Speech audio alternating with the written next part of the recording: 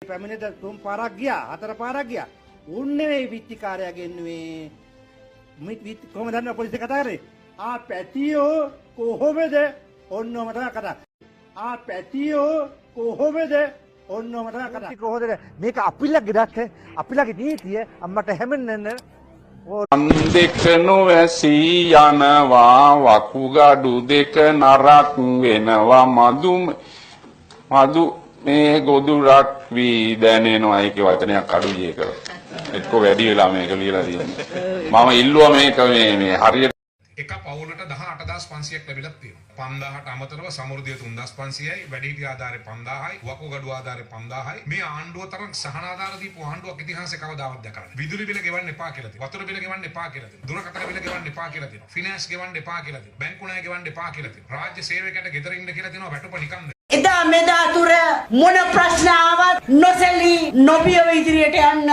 මට ශක්තියක් ලැබුණේ මම බෙන්තර එල්පිටියේ සුජාත දියණියක් නිසායි. මගේ කකුලට පෑදිලා තියෙන්නේ බෙන්තර එල්පිටිය වැලි විතරයි. මම බැස්සේ පාරට නෙවෙයි බෙන්තර එල්පිටිය. අම්මෝ මට නෑ.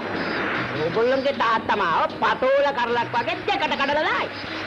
ඇයි අනේ ඔයා ওই තරම් බයද?